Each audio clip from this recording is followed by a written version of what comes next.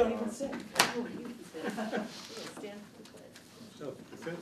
Okay, I'd like to call the meeting, the November meeting, Board of Policemen's Commission to order. We'll start with Pledge of Allegiance. Pledge allegiance to the flag of the United States of America and to the republic for which it stands, one nation, under God, indivisible, with liberty and justice for all. So I understand we have some competition with the Board of Selectmen. They have a meeting ongoing, and Mr. Goldberg called to say he will be joining us, if at all, at a later time. Other than that, the usual crowd filtered in. So, I'd like to start, motion to accept the October minutes as written. Motion to accept the October minutes as written. All in favor, say aye. Any discussion? changes? Discussion? Okay. All those in favor say aye. Aye. Thank you again, Howard. Public comments? You're very quiet tonight. Chief's report. As we just noted, we're gonna start focusing starting with this meeting, and then in our December meeting on the 26, 27 budget.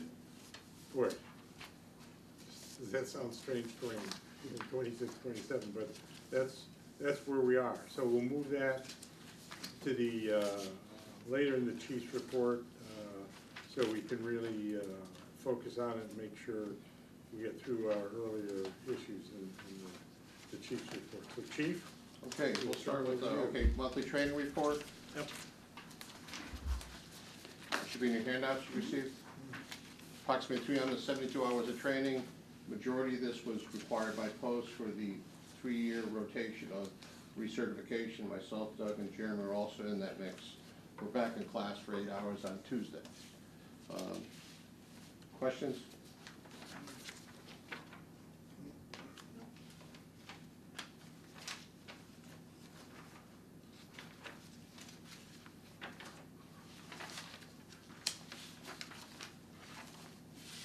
So, 372, that's the month, that's for the month, right?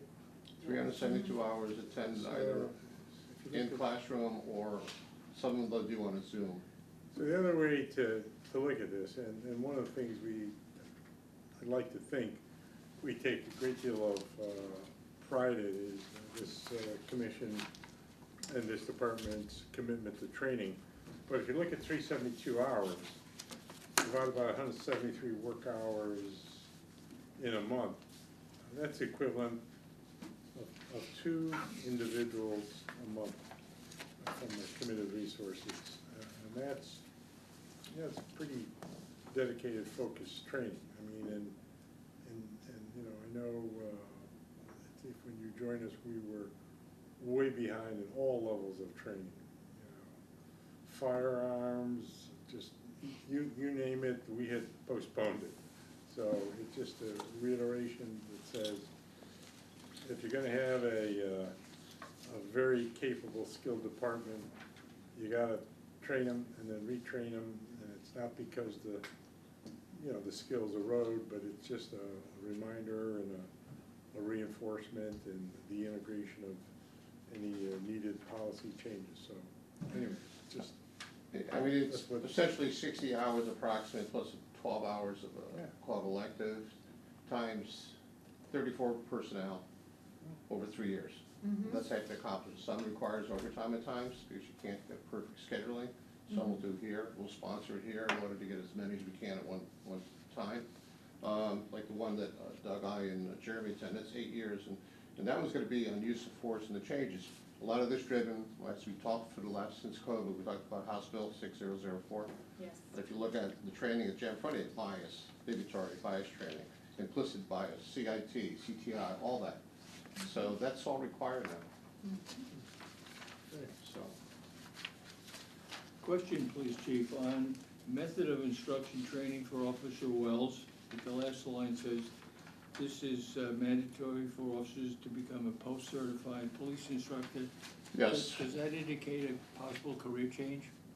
Does that what? Indicate a possible career change, leaving here in any circumstance? I would say that mine have expired, all but one discipline, but I would say almost every member of the department has some sort of training certification from post. That's why we're able to host in this room and train other departments. No, I understand that, but No, Would the that- answer, from my balcony, no, I don't see Okay. it at all. Okay, we'll talk monthly traffic report, accidents. 24 motor vehicle accidents, about average, 4 resulted in injuries, 12 accidents, about property damage only. The 5 occurred on private property. There were 3 evading accidents. What's an evading accident? I hit your car and I take off. They take off. What do we get? That's generally a signature, it's unregistered, it's uninsured, and they don't have a license. Or Is they that, want it. is that an automatic arrest? Yes. Or usually an We will arrest? arrest it, yeah, evading, it's an injury accident, you know, you have a serious charge there. You know. Majority, a lot of those come in are, a lot of them come in like in parking areas. You know, they hit the car, there's major damage, and not to be the defense, but sometimes it involves senior drivers, especially in the shopping center, and they're unaware that they backed into the car, or they got things like that, they take off, somebody saw it, they better know it, somebody hit your car, and that's what the majority of those are. We did have one evading with pedestrian, we talked about that, I believe, last meeting, where the cameras came in. Perfect. Okay. All right, recruitment.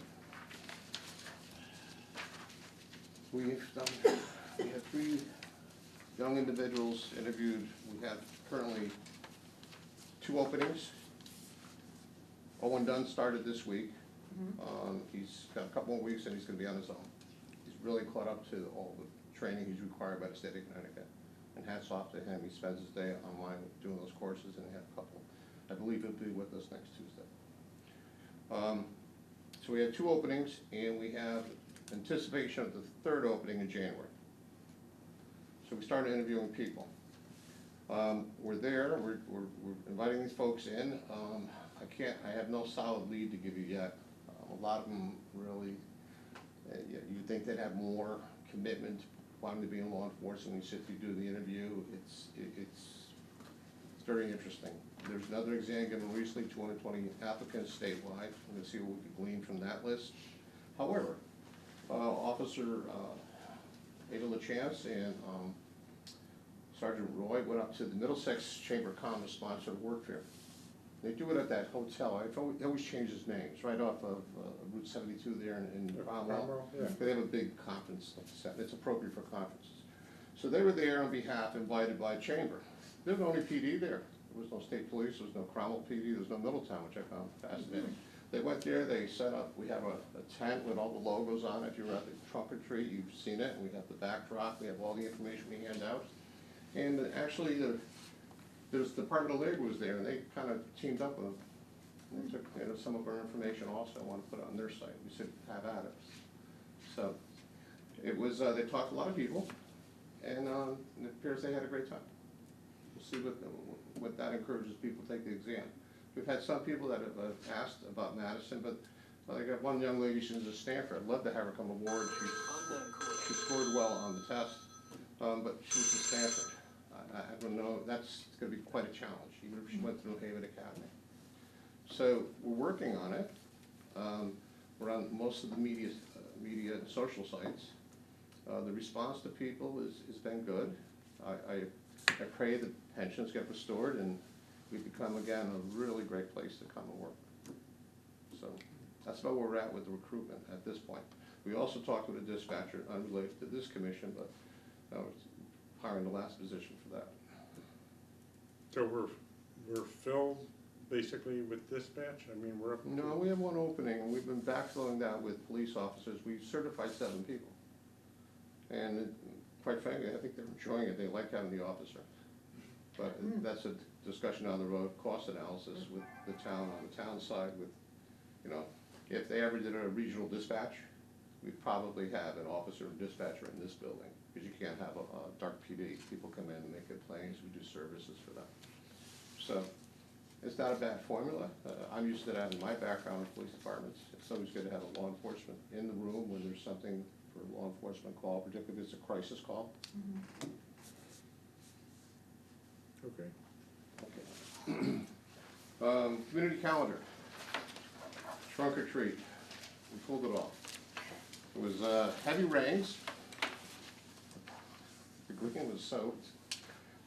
Equally, the surf club would be soaked, and that's more like a chalk material that gets on everybody's feet and everything else. So we were gonna move it, started with downtown, and figured we'd ask for permission later, and with the state, and then we said, let's go up to the school. Then some people were associated with merchants and everything else. I didn't say the chamber, did I? So then we said, let's bring it back downtown. People wanna come downtown. Of course, the merchants are happy, so we decided instead of doing it on one of the roadways, we put it in the Stop and Shop shopping center. Basically to the left of where the buses stop, and we didn't interfere with the bus stops. You know, I have to say, I think that was the largest group I've ever seen. Really? Wow. And so when we thought it wouldn't work out, we thought it wouldn't be, I'm telling you, we have our photos of our crew. I was happy to see, you know, Doug and I are in the background putting a lot of this together as far as the labor part, but those that plan whatever they're gonna portray the booth is to be, and the decoration, and it's nice to see all these younger officers and people jumping in on that and working in that. Of course, Holly does an incredible job of what you do, Holly. Well, we need to know for minutes purposes, what was Holly dressed as? What was the theme? The theme was, We were Mario Kart. I don't play video games, so I didn't even know it. I was assigned to be Princess Peach, Oh, yeah. so we had cardboard cars. But you know what it is? What we realized is that the kids like it when we're dressed up as a character that they can relate to. Yes. So it's exciting to them. So when, you know, there were kids or even older, you know, parents, whatever, came dressed as Mario Kart. So then I would take a picture of them with some of the officers that were dressed like that. And it's always cute when a little kid, it's usually a boy, but it could be a girl, is dressed as a police officer. That's always a big hit. And this year, we were fortunate to have Officer Srirachi at the tent in his uniform. Yeah. So he was photo Nice. cute. There were a lot of kids. yeah, it was tremendous. It really was. And we secured it. We did what we normally do. We close it in. We use the trucks and the cruisers. We block it off. You know, I don't think we had any issues except with hot dog cookers. We don't want too close to people walking by, so we moved that. But it was tremendous. And of course, when it was over, people left. And that night, we really didn't have many events. You know, I stuck around extra, and it really was. There were people trick or treating, but it was pretty wet out still, you know, but it worked out, and for us, I love the fact that we're able to throw it together, and of course, Chamber and the merchants were happy, because people also went to stores and everything, so it worked out. Stop and Shop is fine, the vendors are fine, you know, some of my favorite ones, I always talk about traffic, they came to say hello, and it was all good. So, and other than that, we've had the two races which we have every year, one being the Walker Vista, and we had the Vista Tour, the shore ride. Those went out uneventful. What we have coming is the turkey trot on Thanksgiving morning. Someone got that down to a science. No changes there. Maybe if it's a nice day, we're gonna have a lot of people. And the holiday parade, that's new, which we're gonna do downtown, and that's gonna be on the basically right before Thanksgiving. So they kick it off. The decorations are up, and everybody's excited. So tell us about that, if you would. So is it gonna be a downtown Route 1 route? Downtown Route 1 and the merchants, front and back, the parking lots. We haven't narrowed down how we're going to do it route-wise, meaning is, we're trying to figure out, every time we put these together, I always try to not disenfranchise anybody, franchise everybody into it. So that means there's some of the other merchants that are down Wall Street. You know, so I try to find somewhere in the center where I'm not gonna interfere with the state of Connecticut and all things Route 1, but I'm still gonna get everybody to travel safely, have entertainment in the street. It's easier for me to shut down part of Wall Street and do it, and then extend it to, it's wider by the movie theater and area in there. Put enough officers and, we could slow traffic down so that it's a crawl and through at that time, we could accommodate it. So who, you use the word parade, who's gonna, the merchants are gonna march or? No, it's gonna be like a Christmas parade, there's gonna be some entertainment within it. Not as big as a 4th of July parade, and this is the chamber event, and all the merchants and members are involved in it. This chamber is very aggressive, you know, and we have a seat on it, I put Doug there on that seat, and it's a good thing. I think that partnership with them, you know, they gave us an award this past year, you might recall. We've always partnered with them, because I think that one of the keys to engagement with the community is engagement with the community, and that's a strong way we do it. And we've, you know, it's always, you know, the 4th, correction, on the trunk or treat night, I'm there talking about people, all things traffic, because they see me. I had people commending, it's kind of funny, unusual, I got this lady sending me a letter about there's not enough police coverage for horse pond, we know we've dealt that. I have other people telling me thank you for the increased presence on horse pond. So I guess it's whatever time of day, but I understand from her point of view, I understand other folks, they're happy to see it. Anything was an improvement. But I just think that having that connection with the community is huge. And even when I came here and in my interview, I made it clear, economic development is a path for police in the public's relationships. So we do play a role. So that's what I have for, it's on the community calendar, unless you have something planned, you got a commissioner's parade or, no? No, okay. Holly, you're doing a food drive tomorrow? Yes. You guys are all doing a food We're drive? doing a food Can you drive share- tomorrow at Stop and Shop from 10 till 2. And we will be collecting turkeys and chickens, non-perishable food, toiletries, anything that people want to donate. We have a freezer that gets donated here, so we put all the turkeys in, and then we bring everything to Madison Food Pantry.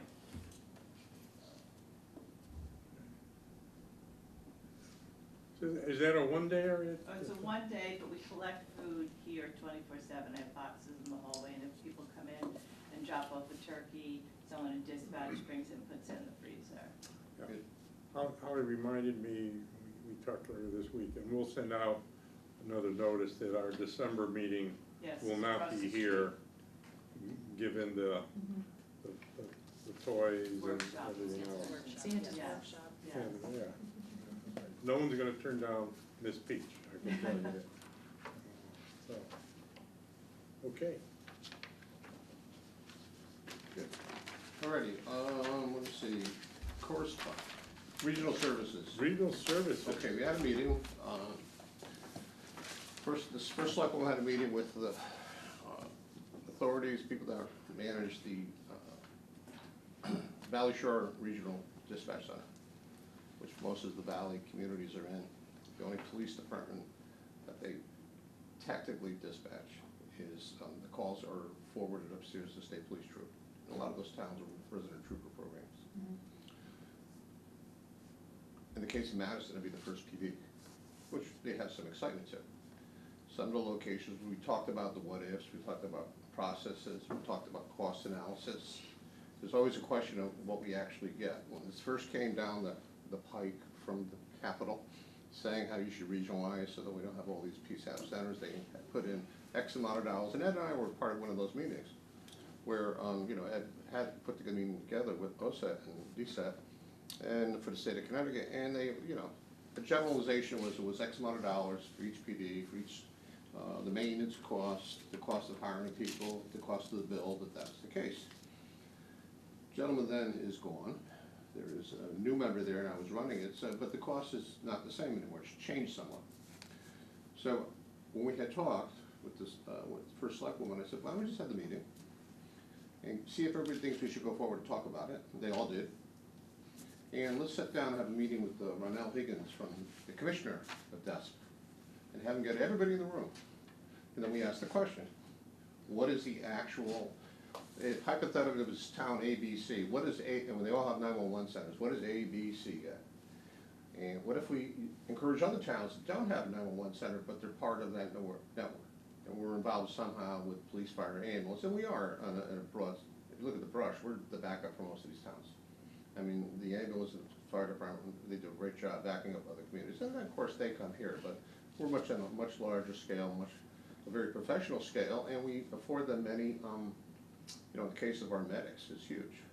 You know, and some of the other robust ones, you know, if we use like talk about Clinton or Guilford, two robust departments, a lot of great workers, you know, they're professionals. So we want to know the number. What is it if we do this? Is it worth doing this? But we need to talk to people instead of being told different things. Tell us what it is. Is it worth going to the community saying, are we going to do this, and this is what it means to the town? Then it becomes a facility. And we talked about maybe a facility here. They also talked about one that the phone company was offering up for them somewhere in Haddam on some mountain. So, I mean, there's a lot that can be done, and you know, we've talked about different organizations that service multiple departments, multiple regional departments. Example, in Pennsylvania, they have one dispatch center for 60-some-odd departments. You know, mix. Working with the state police, multiple. Working with the State Department, multiple. So it's not unusual, it's not impossible. So that's where we're at with that. There's a meeting coming up somewhere down the road. I know that they were waiting for the election day to go by so that we can get everybody's attention back on certain things. I think we'll hear shortly on meeting once again with some more documentation from using Valley Shore as one of the possible. The key was to get everybody in the room, all the stakeholders that are the chiefs, services, and say, hey, do we want to do this? And they'll basically say, yes, we do. Let's look at it. So do you have any, and I recognize, you know, you're not necessarily at the helm or the scheduler of this, but do you have any idea what a meeting down the road time frame might be? Because we are entering into, the world needs to stop because of jingle bells and Thanksgiving. Well, I'd like to have a conversation, I'd like to have a conversation in the next 30 days, if we could, at least up in Middletown on 111 Country Club Road, desk, saying, hi, you have them in the room, tell us, because one meeting it says one way, one meeting is told the other way. Give us something black and white. We'll take ballpark. Well, I gotta say, I think this is encouraging because Ann and Mike have been a partial participant, but Tom has been here for the duration, where we've advocated not, you know, necessarily for the police officers, but given the chief's responsibility, oversight for the dispatch function, to have exactly this kind of meeting, to see if you could have a practical and psychological breakthrough of getting the right people in a room, even if they were against some concept of partnership, of integration. They're in a room where they could articulate why and what the objections are, and listen to perhaps individuals like perhaps the chief who, or somebody from the state of Connecticut that could explain how these objections might be addressed. You'd have the stakeholders, the fire chiefs, other individuals from dispatch centers there, so there would never be a sense of anything but transparency. And if you really feel strongly, open your mouth at the meeting and let, you know, other individuals who have some level of interest and objectivity, hopefully, understand and appreciate your reservation, and maybe they're well-founded, and maybe they're not. And by the way, as the chief outlined, here are the financial implications of this. So this has been, you know, a concept that we've been advocating probably for 7 years, just to get to this point. So this, to me, and I, you know, I obviously would like to go a couple of miles an hour faster, but the fact that there are some potential next steps, you know, to me, it's positive.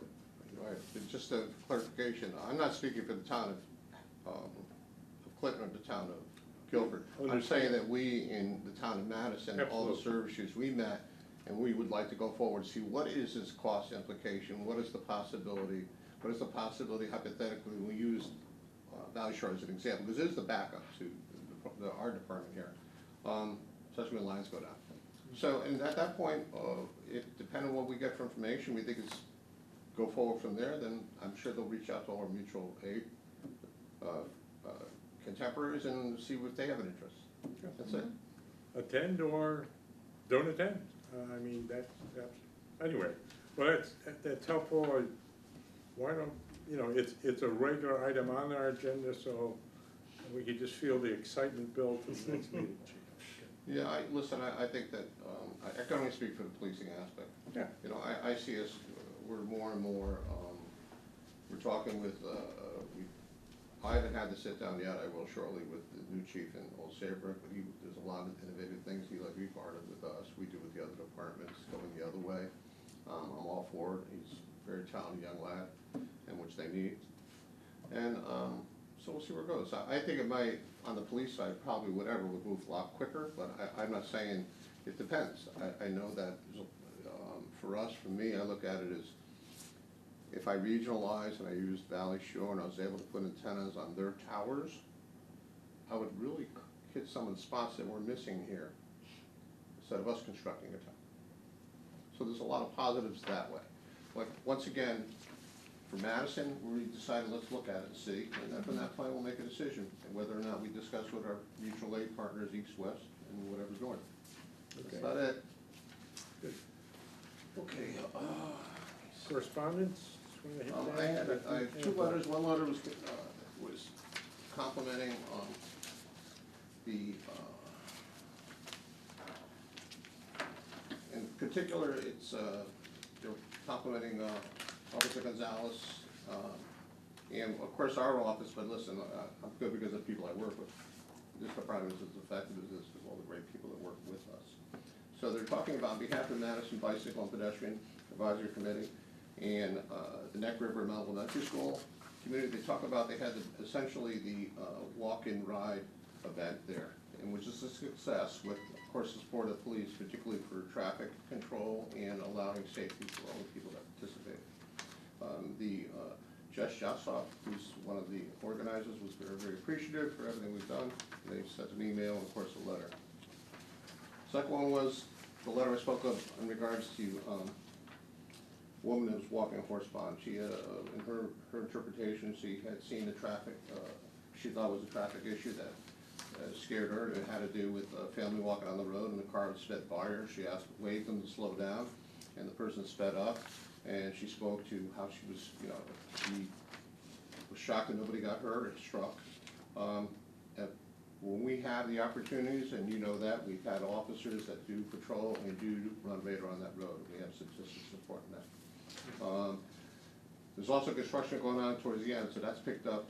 The cut through down there and then making a left and going straight, because they're paving over the bridge. Chief, can I ask about this letter? That may be relieved. She made some reference to a parade of toddlers from the daycare center, and in an incident that had this seriousness, and I don't know, or she made, her implication was they're from the daycare center. But would that raise to a level of an officer talking to the staff from the daycare center in the event they got a description of the car, a license plate? We've never heard from them. We never heard from the people that were walking. We have people, our first selectman was on that road, so we hear on a regular basis as an issue that comes up. I know that people at that organization prefer to stay off the road. And they have a large back area and it's fenced in for safety for the people that attend that. So that may be somebody rogue just walking. There are no sidewalks at some of the people, there's no sidewalks there. the road is somewhat inviting, it's a cutoff to go downtown. Yep. So there's a lot of challenges there, but we've looked at this front, back, and Okay. I'm on that road a lot, because it is a shortcut. Okay? Ready, let me see.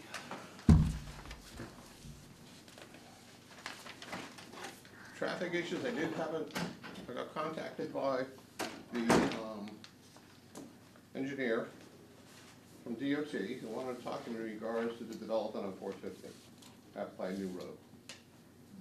So, I think he probably thought it was gonna be a 10-minute conversation, it's probably a little over an hour. There's things I brought to his attention, he had no idea. Gave me what he has statistically for, travel on that road. I said, oh, that's a little light. I said, well, how do you refute that? I said, I have cameras on that road. I can tell you how many cars went north and south on the connector. I can tell you who used the ramps. So if he wanted that information, I gave it to him. That yielded a change of, I don't know, whatever his intent was. He decided now this needs a broader brush look at this. I said, at a minimum, answer me this, why is there a traffic light when you exit going northbound and come to 450, or going south, or continuing north, but there's not a traffic light on the other side of the overpass where you have 1, 2, 3 possibilities, and the lanes change. You have them go from 2 lanes to 1 lane. Now, if the traffic light is green, they're probably doing 40 to 50 miles an hour when they cross that path. I'm not I used to know braking, in my days in the state police, obviously cars are different, tires are different, but the opportunity for collisions there is a lot greater. Now add to that a medical center, which I would assume, I mean, I went to Connecticut Orthopedics the other day, and you go in the morning, that parking lot is full. And a lot of those folks are senior drivers. Nothing against senior drivers, but I'm just saying, it's people that, and it's busy. School bus routes, southbound, that road has blind spots coming south, so you go by the PD heading south. Depends on what your speed is, that little bend to the left could be a high-speed curve, depending on how fast you're going. I said, you have to have lights, you have to have advanced warning, you have to set that intersection up so we can minimize any and all accident probabilities. He said, well, we've had 9 there. I said, yes. And that's 9 in the last year. You know, they're minor for the most part. We have one that was with injury. I said, but it's going to be a lot worse, a lot heavily traveled. We're also going to have people coming more up River Road, or cutting through Cow Hill in that area, in Clinton side. Why am I going to go on Route 1 and drive around like I cut through, go over the hill by the landfill there, and I'm there? So he agreed. He's going to look at it. I said to him that, you know, and when these projects get approved, and you've heard me say it's a broken record, once they're approved, it's our time now for the state if they take it on. So I made my point. I was at the downtown traffic with some of the town engineers and our Aaron Mannix and others, and I talked a little bit about briefly. So I'm hoping that they come back. They said they're going to come back and look at it. Yes, there's been multiple, we all know those have been around, we've had multiple studies done there. You know, I think the studies are done, we know what it is. So hopefully what I wanted to do is put a light there and control it, separate the lanes. So if somebody going north, somebody going south should be in, we'll say the middle lane. Someone making a left, someone making a left, or on the left-hand lane. Somebody going right into a complex of 60 some odd units, which is on the other side of New Road. It goes into and the exit is on New Road, or entrance back in. So it really, really needs a traffic study. It needs a lot of folks involved in that. It's not just the town or the developer. I really need the state to look at it because it's a road. And I'm gonna have to get permission from them for anything we wanna do in traffic and safety enhancements after they put nail 1 in the project. Well, you know, I'm trying to do it before they do that. I think you're right on target from a timing. I think over the last few months, given the excavation that's going on, it is a very noticeable major project there. You know, I think we've heard over the years, the various issues that have come up, given the tangle of roads coming into that. And, Chief, I think we all know, once that intersection is designed, if it's a disaster, or if it's unsafe, the town of Madison is gonna take the heat for it. People aren't going to kind of say, well, you know, the state did an awful job with this. It's, you know, 500 feet from the Madison Police Department, somehow they should have prevented this. So I think whatever, you know, letters, you know, you need to write or we need to draft on behalf of the local traffic authority, I would just urge you to continue to be as aggressive as possible on this, because, you know, to use your analogy, you know, if you're not there when this thing is designed, you're sure as hell gonna be blamed, you know, when it's completed. Yeah, of course, and it's a lot of money. It's, I mean, if you, just one, some sort of device is anywhere from $13,000 to $20-something thousand installed. Now imagine having coming south, north, coming from the other direction, coming off New Road. And then, of course, whatever the driveways that turn in and turn out from the complex or the medical building complex. I think what got this guy's attention, I did a philosophical discussion, you know, probably bored of part of it, but I talk about the history of, having been there, the history of all things DOT state, state police. So you're telling me, well, the town has, you know, this and that, and I hear that. Listen, I don't disagree with you, but yet I get memos from desks saying that if there are protesters on the bridges, which they like to do, the overpasses, they own them, so they'll respond. Well, I'm glad that I kept that memo, because I just think the traffic counts, because sometimes too much information is a great thing, or it could be a terrible thing. So I said to him, I said, no, you don't understand, why do you have the cameras on the ramps? Well, because with the traffic counts, and it generates the lights changing, you know, so many cars. I'm like, okay. I'm just talking about where you had a bunch, let's say hypothetically 10, 15 people in a room doing what they're supposed to be doing. Now they got knocked down to 8 because retirements and everything else, and then maybe they subcontracted 4 of those 8 that were remaining, and decisions are tough to get. The crosswalks on Route 1 are a good example. I'll be gone, and I'll be dead when they finally approve them. But the point is how long has this been going on? You know, and people say, we need a traffic study. Well, he's done multiple since I've been here. I could only go so far, so I'm just trying to make sure that, listen, measure twice, cut once, do it the right way, then you'll never hear from us again. So, the kid, he's very smart kid, he's listened to me, we knew some of the same folks, I suggested some paths to take. You know, he said, duly noted, and I'm waiting to hear back. But that project is moving on. Where are we, Chief, in conversation on speed enforcement cameras? Say it again? Speed enforcement cameras, Yeah. we read a license plate and issue a fine. Pardon? We've had a brief conversation about cameras possibilities similar Yep. to some of the ones that are in New York Mm-hmm. that catch a traffic Yeah, we're here. infraction and then issue a ticket automatically. Yeah.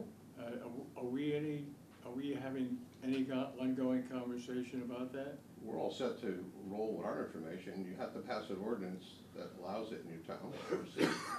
You then have to set up a structure that will do that. That's separate from parking tickets. And they, right now, the ACLU is challenging that and more.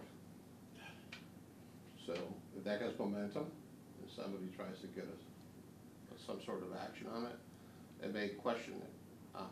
When I go to my next IMRP meeting for public policy Yukon, I'm sure I'll see Deb McGuire there from ACLU, and we'll ask the question.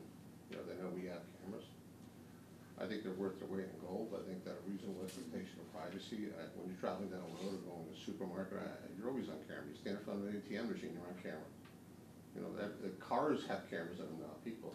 Oh, Yeah. Yeah.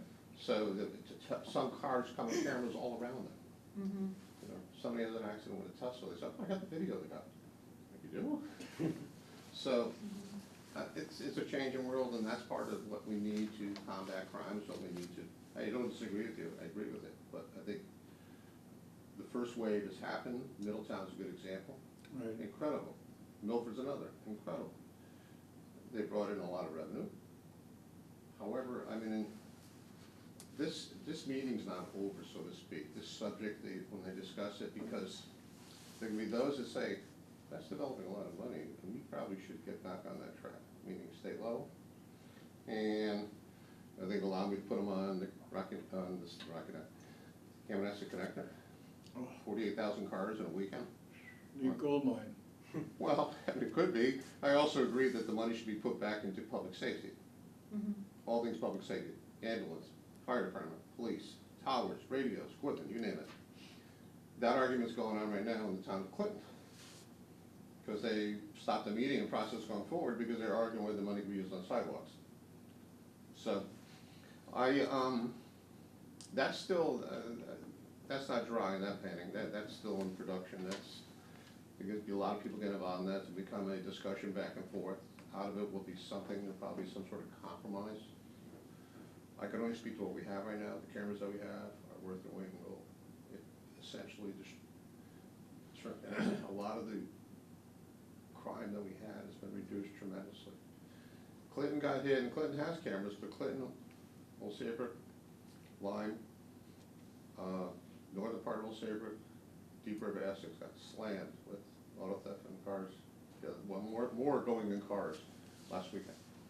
Well, So, they're somewhat sophisticated. They know we have the cameras, and we're very successful putting that together back. And we're very good with DNA and other things, and thank God for that. But we have good people. And anyway, I understand that question down the road.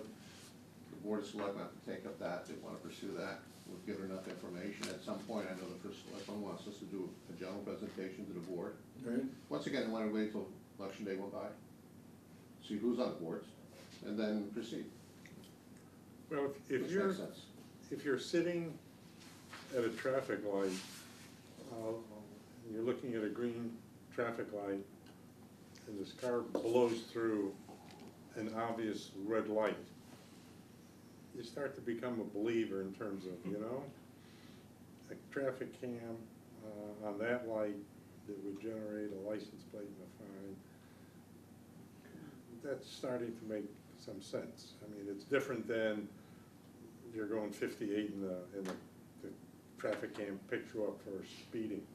But some of these obvious, you know, what I've read in the general press is they've been very effective in stopping what is epidemic in some places where, you know, traffic light is just a suggestion. You're not supposed to really adhere to it, and just go through it. It's amazing how people drive with that impunity.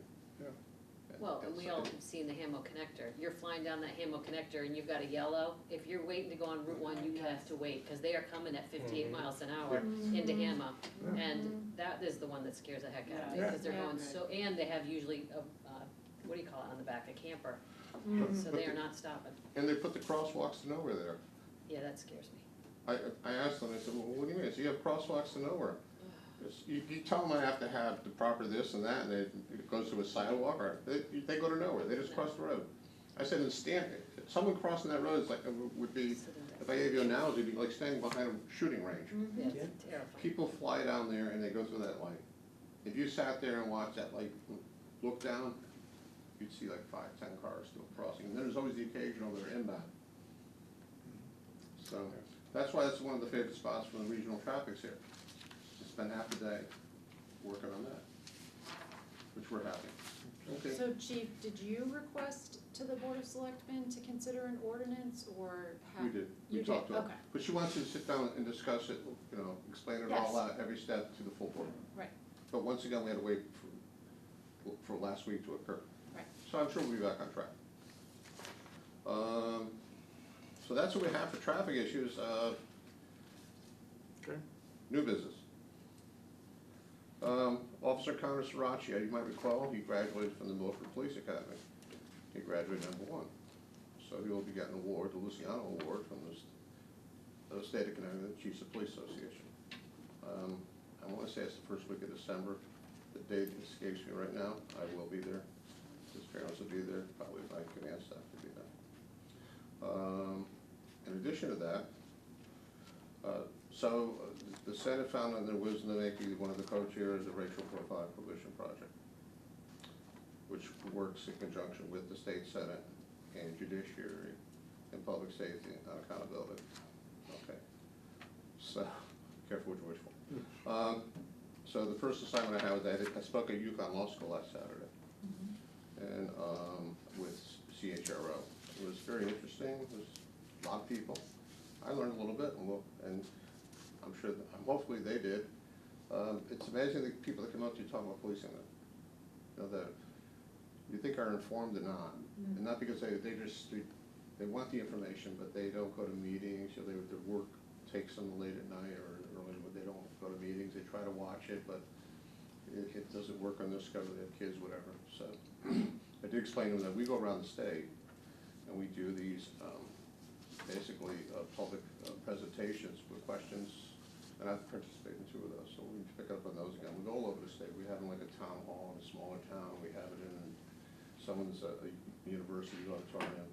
Usually it's panels. Try to get 1 or 2 police chiefs on it. They are going to be making a video. Those public safety videos you see, in conjunction with chiefs of police, state police, DOT. This one's going to talk about police accountability, and so people understand it more. And the police officer from their perspective. It's like maybe the police officer speaks for a minute, and then the other shot is with the person in the car. I would like to use Connor Sirachi. So I don't think there's a problem with it. We've used them before.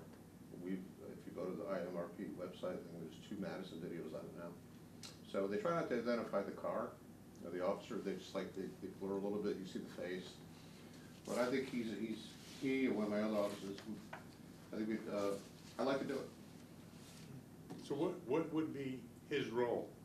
He's the officer who stops the car. He's the officer that stops. They film his discussion with the person who sits in the front seat, which is an actor.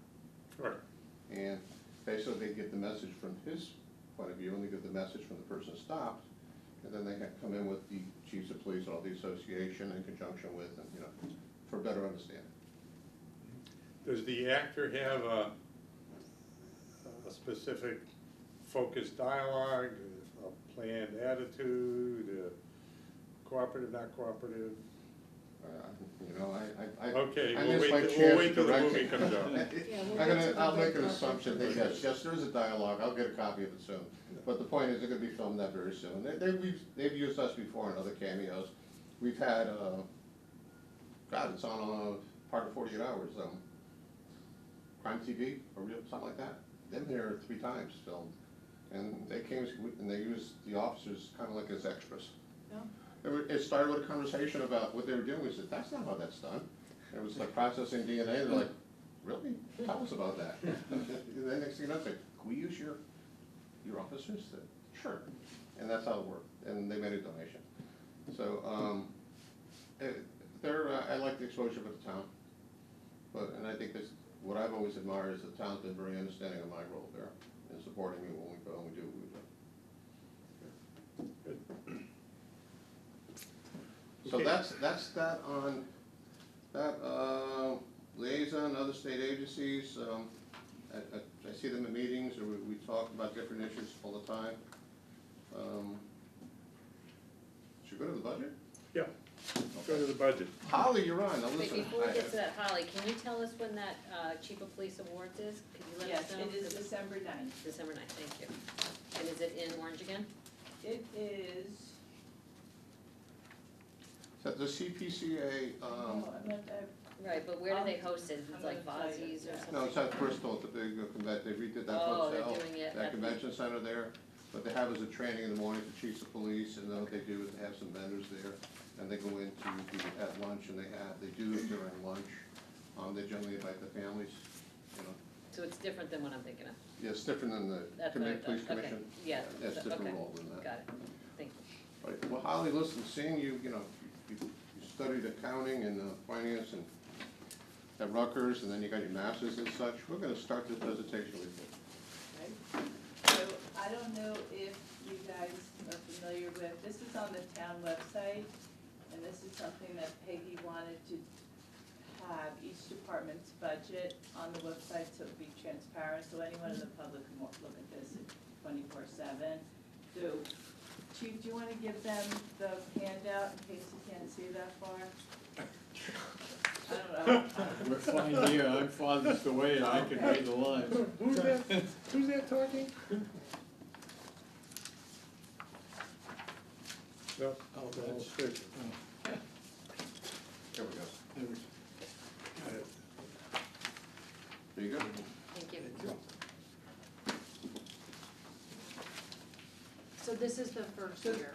This is what we currently have. So Okay. what's up there is the 25-26 budget. This does not show any actuals. Once we start to input our request, then the finance department will upload it, and I believe this is actually going to be, so you will be able to, people would be able to see it in stages. They'll be able to see the request we make before it gets finalized.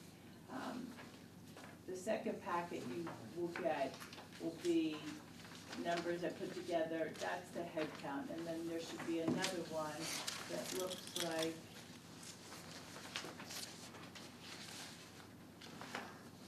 this. Do you have this? Yes. Yes. Is that We this? have that. Yeah, so Okay. behind that, so the top is just, is a summary, obviously a summary, okay? And on the first column, I have what was approved, so the current budget we're going off of. And then the next column is what we're tentatively requesting, and the increase.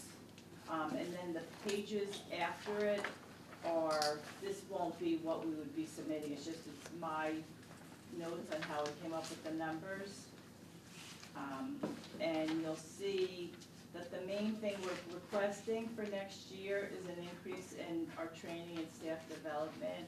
And we're expecting to be told not to have any increases, but if you look down at the subtotal, if you take out salaries and overtime, which is, it's mandated by HR, so we have no control over that, we're only gonna be asking for a little bit more than $14,000 additional expenses, so hopefully it gets approved.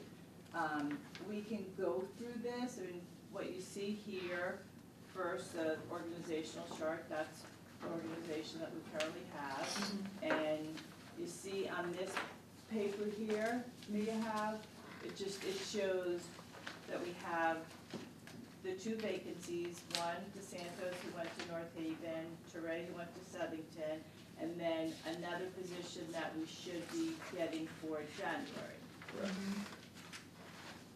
And then if we go down,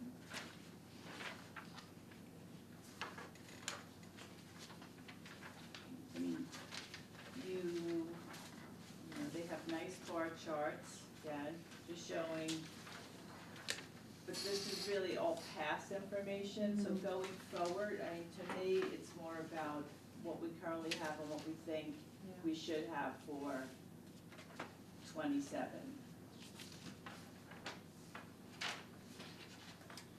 And So- this page here, if you go to page 7,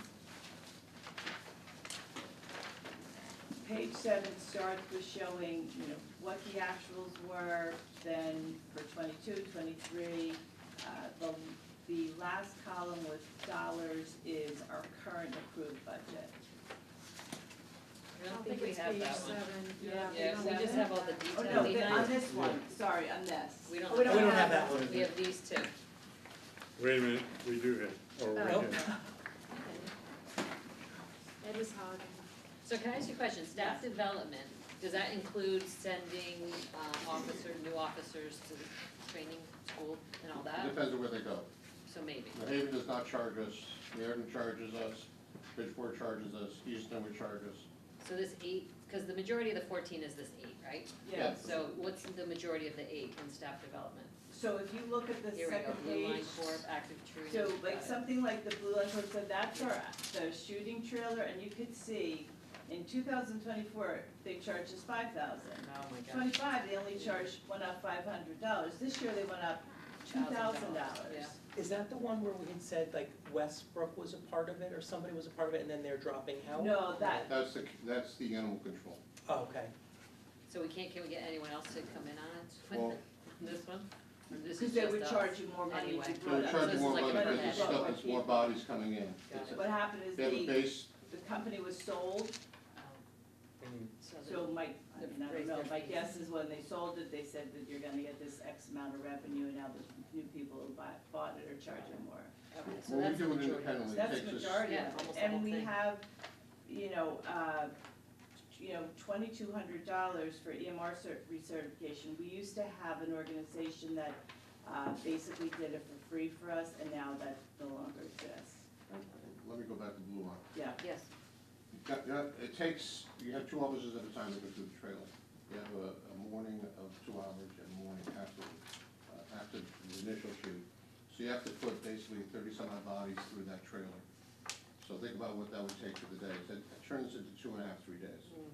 Okay, so adding a second department, the cost, it's a reason. So now adding, Makes sense. Old Saybrook is now sharing with Clinton on it. We already did it. right. Clinton jumped in after the fact and went to them, and he said, it's a great idea, let's do it now, because he just stepped in as the chief. So the cost analysis, with 2 smaller departments, it's not bad, and if you get it done, you can accomplish it. But you can't, and we also use the range with Clinton at the same time. So, all in all, training has gone up for various reasons. Things that were less are not anymore, they cost us more. Uniforms have gone up.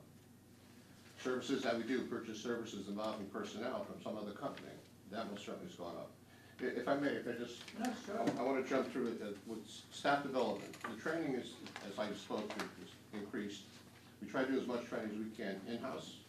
We try to do as much we sponsor in here, and therefore they give us 2 or 3 seats for free. And then what we do is we're able to utilize this room. We're paying less than overtime, people get in a car driving somewhere, particularly on a day off. So with staff development, what it's gonna cost us, the budget, the additional is a little bit under $9,000. Is there any questions on staff development? Okay, can I go to professional technical services? We're Yeah. not asking for any Yeah. additional money. Okay. So, We tried to keep it flat, except for the places where we know we actually have we have to have an increase. Just want to point out that Yale Behavioral Health Suites cost us approximately a little under $6,000 in total, and that's part of House Bill 6004 required in the Police Accountability and Transparency Act. We told you a few years ago that we'd see the impact of that. So there are certain requirements for officers, sworn officers, to go through a psychological battery and background and a drug. And that occurs 1 in every 3 years. So if you do it, we have 10 times we're sending 2, 3 officers.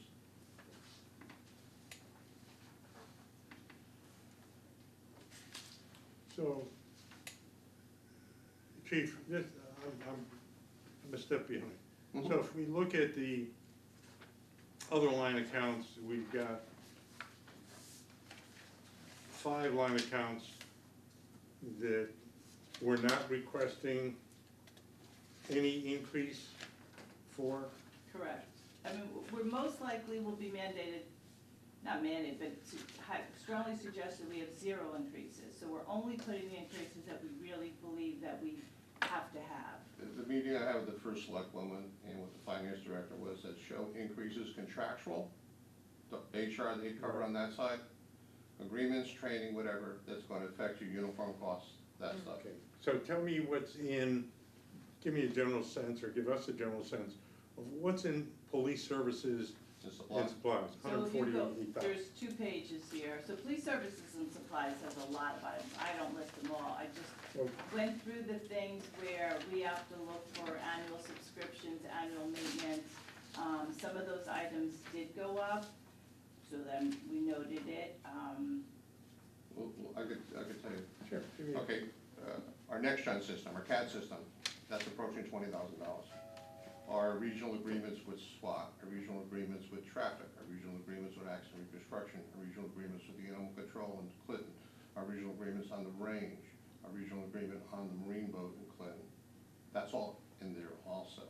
With that also are other services we purchase, Nexus, Lexus, yearly, for the capacity we use it for, investigations, Link system, naval intelligence, Collect, Next Gen, all the systems that we use for backups in this room, it's through dispatch, but it's associated in the vehicles, all the cloud, all the information that goes with the cameras, that goes with the recording devices.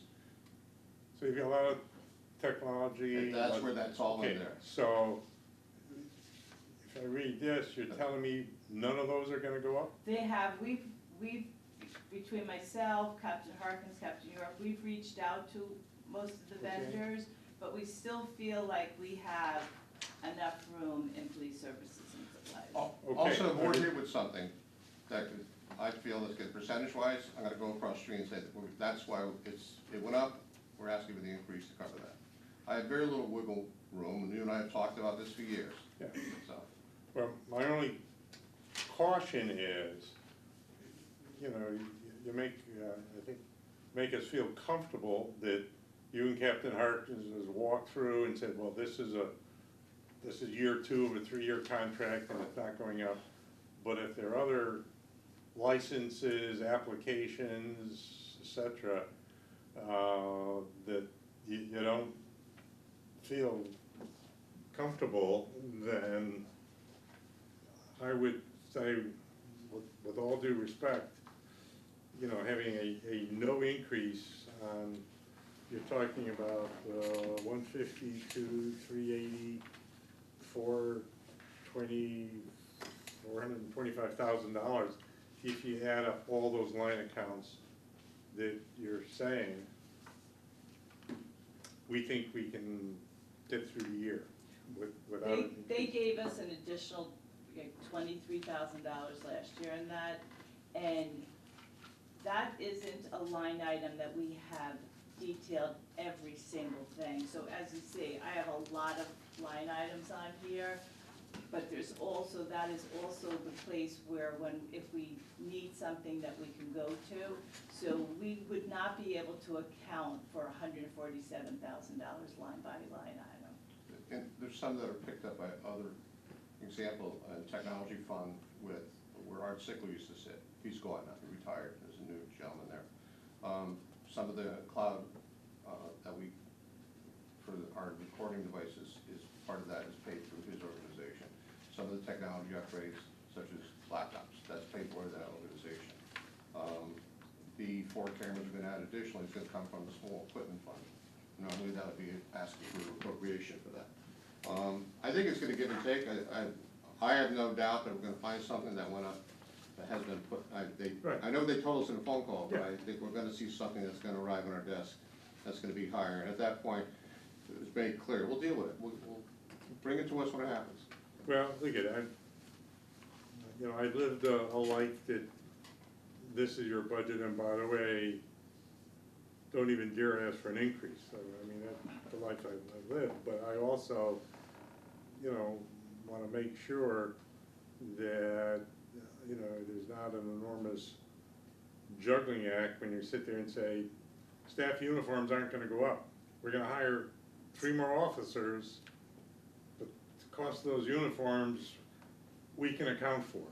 And just want to assure you say, you know, no one likes to see an officer walking around without his shirt top on. Well, but we would go, we take the analysis of what it costs. Some of the academy stuff we could absorb, Yeah, okay. but some of the stuff we don't. If it's an outright, let's say $3,800 plus the uniform expense is $5,600 plus whatever, if there is any overtime involved, we go back to them. You might recall we did it last year with 4 positions. We asked for almost $60,000 and they gave it to us. In addition to that, the car replacement account, remember we sold to municipal bid, we raised almost 30 grand. Well, that isn't in this year's budget, it was in last year's budget, we used it. Good. Okay, well, look at, I just think I'd rather have them, Stacy and others, a little annoyed because uniforms are gonna go up because we need 3 more officers, rather than sitting there totally pissed off when you come in and said, we got 3 more officers, we need $60,000 here in February. So I mean, I'm I'm not all telling you how to for- do it, but if we're gonna need it, we're gonna need it. I am all for giving us some leeway, a little bit of discretionary. You know, when you do a project, they always put 10 to some odd percent on Yeah. discretion, but we're in the same boat. Okay. And that vein, also, that isn't in this, but if I could speak very quickly to capital improvements. Yeah, Yeah. I was gonna ask. Cars are in there also, that's the standard, the cars went up substantially. And so some of this will be changing. Right now, for me to put a car on the road, all inclusive is approximately $74,000. That's up over $11,000. So for July 1st, that's what they're facing, they know that. The second part is that they're going to be replacing generator out back, which is over 20 years old. The emergency generator runs us and part of over there. We're also going to be redoing the roof. Excuse me, is that generator replacement gonna be in? No, those are capital improvement lines. Good. And that's capital improvement.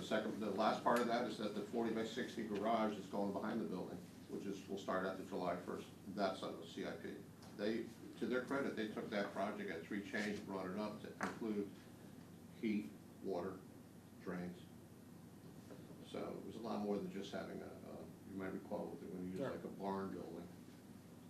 So I'm very happy for that. They can't connect it by brick and mortar to the building. They put an overhang going to the back and clean that up there. So I'm very happy with Peter Anderson for all the hard work he's done on that. So those are capitalized. I think also next year is the paving project around the building.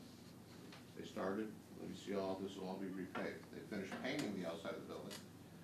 There's now some other work that they have to do. So it's a slow process, but hopefully within a year and a half, 2 years, it'll be all done. Those capital lines will be completed. I don't wanna get off track, so. It's okay. We talked about, Excuse me for jumping in. Oh, no.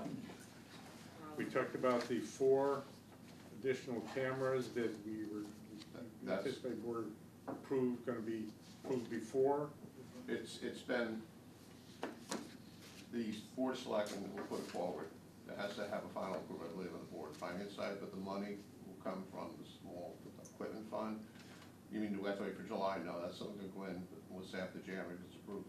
Okay, great. They So- approve the next so week. it's not- Go ahead. Not It's not tax. in here. We don't have to pay for them. Okay, So, so, and I imagine the budget's gonna change when the officer come January, it will reflect full equipment officer. It's not just cost of labor, you're talking $139,000, all inclusive, all in. yeah. Well, But she did stress that we gotta keep it as close to zero, Jack. If there's a wish list in there, please tell me now. Or is it on with CIP? The only thing, what we do regularly with CIP is the cars. What I do regularly on the communication side is the towers and the upgraded radios or communication stuff, or technology. We just finished completing that with Next Gen and Geo. All the addresses in town are now all of the building. So if she was looking, the first I was looking, is there anything else out there you see? I don't at this point. I always say that at some point you're gonna have to deal with the building, like build the building. You know, it is 27 years old. It was the roof, this third time doing the roof. I'm not sure, but I think that with all these projects we plan, you know, there's some opportunities maybe with the other schools. These are general conversations. I'm not saying it's happening. I'm just, you know, that we probably should at some point look down the road after my years that you're gonna have to put a facility together. And I'm sure technology changes and everything else, and I talked about that in that meeting with communication. Technology in police, fire, and ambulance is changing very quickly, faster than laptops do. and I'd also remind us all that, you know, the elephant under the rug that is not in here is the potential increased pension cost. Because, you know, that is not. Right, but that won't come out of. Right, it's That's not on the reflected. HR side of Right. the house, obviously. I'm with you, kid. Right, but that is a, you know, significant financial number that, you know, will affect it. things, because for me, anyway, you know, this is a lot of information to absorb, and I think I think the detail is very, very helpful to allow us to digest it. And what I suggest, if any of the commissioners have any immediate questions tonight, we should feel comfortable asking them, or asking if that's an answer, you don't have to research it. But then let us, you know, take between this meeting and next meeting to go through this, and then come back with December, and, you know, I think it's also. Probably gonna have to land the second week of December, my guess, when we submit the first one. I've asked Kristen, I think it's the. 17th, usually around the 17th, 15th. It's, Okay, so but that's after our meeting. Right. Okay, yes, so our meeting will be on the 11th, and by the, I think the 15th is when we need to give them. Okay. Monday. okay, but let me ask the fellow commissioners, I mean, do we have any questions you wanna cover now? Is that, you comfortable giving us some time to, you know, kinda compare this chart from that chart to this budget? And one of the things that, you know, that I would also ask, and maybe I could pull out here, I didn't look at everything, is to say, for fiscal 2025, it cost the number, you know, 2026, $4,300,000 to run the Madison Police Department. Plus Just- HR, yeah, another but, million and a half. In 2000, you know, 26, 27, we're asking for $4,470,000, whatever it might be. You know, I think it's helpful to, so we all, as commissioners with some oversight responsibility, can say, yeah, I'm involved, this is what it costs to run a high-quality police department in a small town. You know, $4.5 million. And by the way, that doesn't reflect medical and pension, which are not small numbers, particularly medical. And one thing to note, Ed, when you were talking about the increase, like, just quickly, if you look down at investigative services, the budget has been $5,000 for years. It needs to be increased to $8,000 because a software that we buy July 1st is $41.58, so I have almost no money left. So I'm adding $3,000, that's money we normally charge to police services and supplies, and I'm not lowering the amount of money I'm asking for police services and supplies for that $3,000, and the same with armory. So I'm asking for additional money for armory, but I'm not taking it away from police services and supplies. That's good. And to speak to the trend, you have to remember that when those that were there when I first arrived, we try to get accountability for each and every. Remember the infamous meeting? What's that for? Stuff. Remember that? Yeah. So we had identifiers for each and every thing, and we explained it out.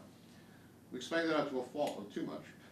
You know, remember the great graphics and everything we gave in the booklets and not necessary, and so, and then COVID came. Well, sometimes we're over, like with that line we just spoke of, we're over $1,800, I have to go ask for a special appropriation, I have to go through 2 boards. Of course, that's changed somewhat because the levels have now been raised what the authority is for the selectmen. And they also then consolidated some of the, well, if you took it out last year out of purchase services, let's just keep it there. You know, we'll add more money to it. So a lot of those accounts I told you, the contractual, and they're all over 10,000, some were short of 20. You know, so that eats it up immediately. You know, there's some things like in supplies, you know, you never realize how much copy paper costs when you have to order reams of it. So.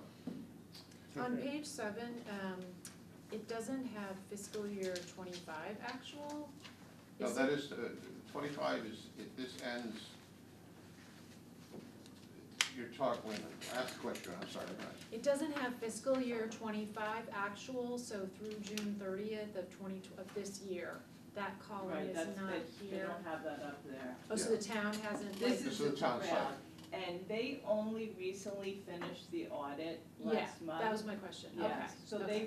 they will get to that soon. They Okay. only finished the audit sometime in October. Yeah. And they make adjustments. Okay. So we'll probably see that soon. Where does the social worker salary fall? That's, a grant. right now it's coming out of a grant for How much Under Youth longer? and Family Services, although she's assigned to the police department, we met on that, increasing that to full-time. It was a general consensus that was from the Board of Selectmen that they would put it forward after election to the Board of Finance so we can make it full-time. The question came up, we do it in July, Jack, or I said, no, I'd like to see it in January. So right now you don't see it in here because it Okay. was a 2-year grant. So And the she grant started still last- extends. And You get after one more that, year. I think Okay. that's gonna become a Thank you. salary line for us. But the following year, Probably, not but this she's one. going to come Okay. to the January meeting and discuss some of the things that she's, Look forward to you know, that. her successes over the Mhm. past year. Okay, so we have one more She year. was listening Yes. to McCann's other meeting, is the financial part. And what's going to happen is there's still gonna be a component of pay back to a line item transfer to Youth and Family Services, because they will do the management for, so to speak, the clinical. Mhm. Because that Scott has credentials and that's what he does. If we didn't have them, we'd be doing it like Bears Clinic or something. Mhm. So, part of the discussion was, we'd like to see it come back to the police department.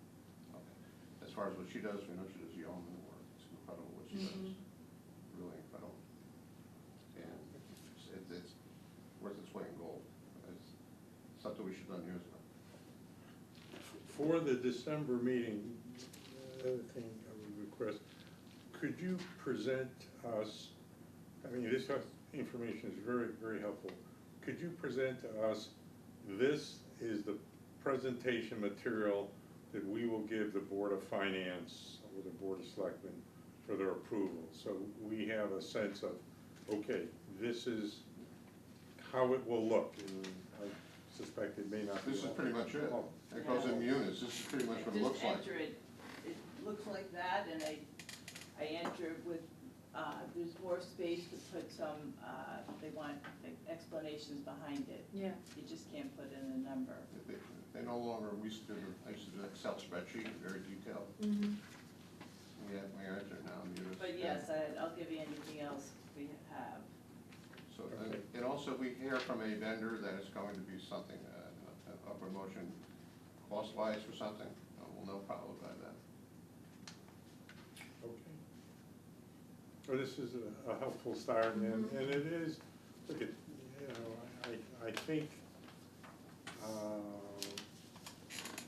all in all, given past years, this is a pretty vanilla budget. We aren't asking for significant equipment, cell towers.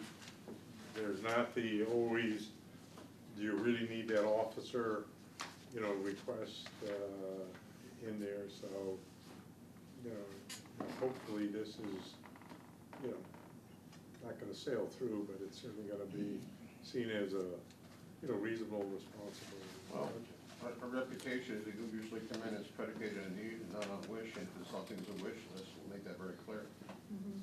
We've done that time after time and had that give and take with us. So, Okay. But feel free to come back, I mean, you don't have to wait till the December Right. meeting, you could call But- me, text me, but- email, any questions on, you know, the pages behind this. That's a good point. I'm glad you mentioned that.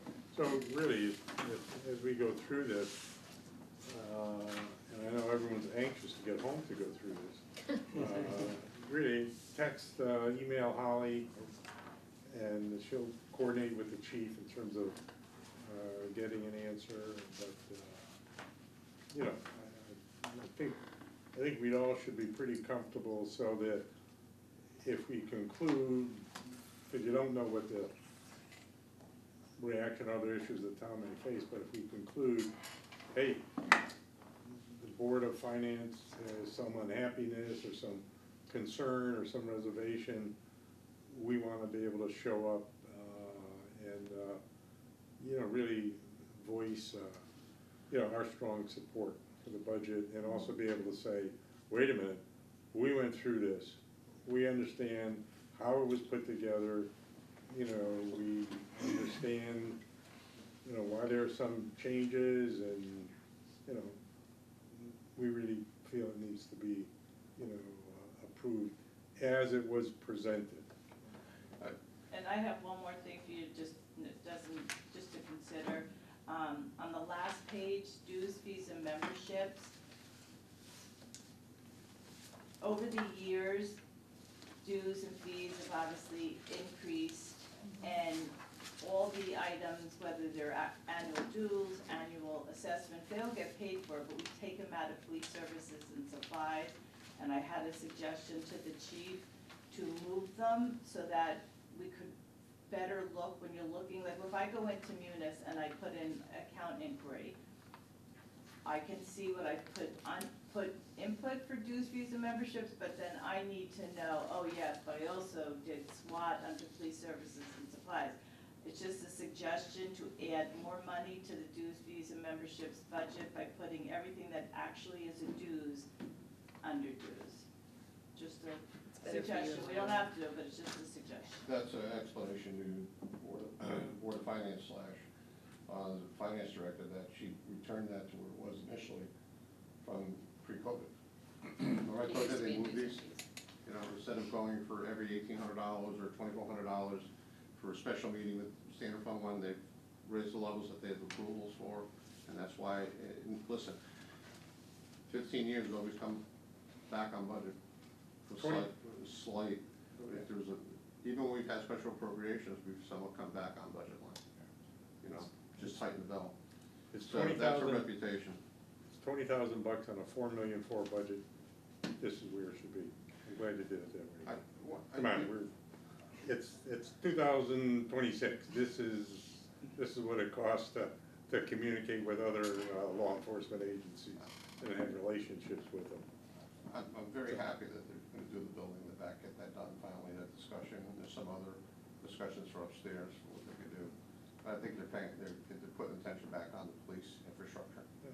which is great, because, you know, between new schools and new this and new that, we always get kind of pushed to the side. I'm not saying it's a deliberate thing, but we get pushed to the side because they kind of, you know, let's face it, the school budget's the biggest budget. So I'm very happy that they, and turned up, they changed the plan to be more, add a little more things to it that would sustain it. So I'm happy to see that. I know that, you know, we're able to put all the on the communication side, the stuff that runs that room over there, which also affects the police department rather than the other services, that they're, if they question it's just a change, but they know that we need to do this.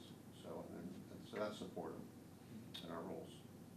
I get two minor questions. One, this room I thought was on a renovation calendar. So did I. Is that just? Well, I think it's still in standby mode, because they had a meeting in here the other day, and I said, my call was that we're gonna continue with the meetings. You know, if we bring into I'll take the 21st century. If you bring it up, you know, we're supposed to change the furniture, tables, we're supposed to get all this so it's in all corners. We can do a Zoom meeting without, you know, all the technology we need to do all those things. The other question I had that absolutely could be one of those get back in your Let me lane. ask you, I sat down with the new director for IT, and he walked through the whole building with me. And he took notes on what projects I feel should be like first on list. This room is one of them. Building with Peter, I did the same thing. A lot of it was, could we bring the furniture into this century? You know, and so and chairs, things like that, especially with people with back issues and other stuff. So they have it, they know. Over the years, all of us have had the opportunity to, you know, to walk through, to go into the back way into dispatch. And where do we have an interview room where we interview suspects, Yeah, alleged right. perpetrators? Yes, right. Yeah, We do so have on the three. side, right Okay. past dispatch on the left-hand side. There's also juvenile room, there's also an attorney room in the lockup. And they have to be recorded with video and audio by law. Okay. Any other questions about our squeaky budget? Okay. Thank you guys for doing that. I really want a piece of candy. Chris is begging you to take the candy, because it was fuller than that when, after Halloween. The other thing, we did reflect that we were going to go into executive session to talk about contract negotiations. However, since our last meeting, there is no real progress. State mediators involved. There's a meeting set, or trying to be set in December sometime, so I would just. Do you want to go into executive just to have a general brief conversation on that? Do you think it would be helpful? I If think so, fine. there might be some questions, I don't know. Yeah. All right. I don't have any questions. No, no. Okay, great. Okay, Commissioner comments? Holly, this is an incredible piece of work. We've had good budget presentations in the past, but the way this flows with a non-financial background, this is a good set of numbers laid out for the benefit of the department. She has a financial background. I'm talking about me. I thought you had all those things, Tom. I'm still talking about me, Jack. So, Ian, any Oh, comments? that's No still, comments. Michael? that was at no the- comments, thank you. Amy? No, just to say, even with someone with a finance background, I think it's great how you presented it and how you guys are really working hard to keep it as flat as possible. I'm sure the townspeople appreciate that. Motion to Good. Motion to adjourn. Motion to adjourn. All in favor? Aye. Good. Opposed, nay. Ayes have it. Where's Miss Peach? I don't see Miss Peach. I'm on the left side. She's hand. Oh, in the down pink there. shirt? Yeah. Oh, I can't see you. I- That's your top. You're talking to the Ninja Turtle, giving us candy. Hope everyone has a nice Thanksgiving. You as well. Hopefully if everybody's cooperating at the airport, so I'll say, Oh. Columbus, Ohio. I think Monday, Oh, you do? yeah, Yeah. So where you heading? New Haven. My mother came up from Fort Lauderdale Yeah. over Sunday, Yeah. and they had, her flight was delayed 3 times.